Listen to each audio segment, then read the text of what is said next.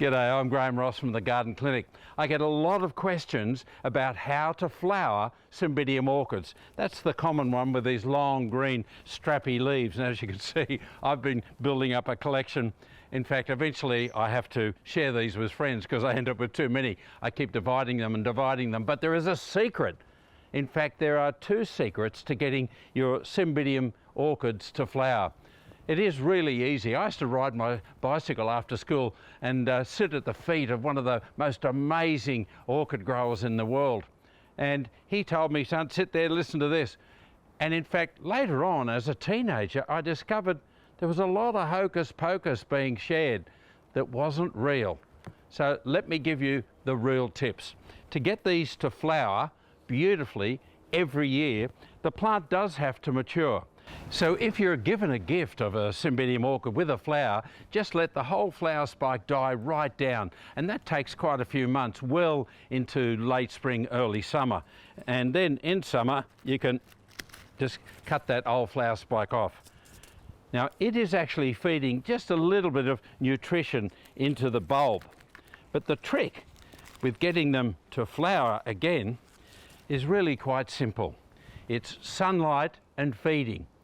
But the timing is really critical. So after spring, maybe you've got a huge plant like one of these ones here that is really huge in the pot, and maybe your uncle's given it to you, or maybe you've just left it up the back garden somewhere and it's just growing and growing and growing. Well, you will need to, at the end of spring, before it gets too hot in summer, divide them up. So get a couple of forks in there, push them apart, and you'll find that that's the easiest way to separate those huge bulbs of your Cymbidium orchids. Then repot them into some terracotta pots. I still think they're the best instead of plastic. Really good orchid mix. Now there's different types of orchid composts, but orchid compost or orchid bark, orchid compost is very likely better. It's not as coarse as for native orchids, and I think you'll find that that's the one you'll be able to get at your local garden centre. And then repot those up. Then what do you do with them? You put them straight in the shade. Now I'm under the shade of this beautiful crepe myrtle here, and these are quite happy. And I leave them here until the beginning of the new year. But I don't just leave them. I then start to push the feed into them.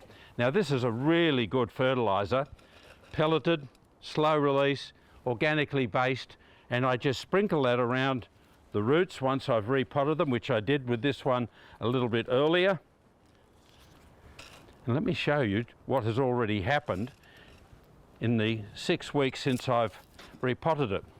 This shoot here has suddenly appeared, and there's another little baby shoot down here, and I'm likely to get at least 2 flower spikes on this single plant. Now it's got 1, 2, 3 main bulbs, but now it's got a new pup coming on the side, and it's really quite large already, just in a couple of, well, it's about 6 or 8 weeks. And then there's another shoot coming off the side here.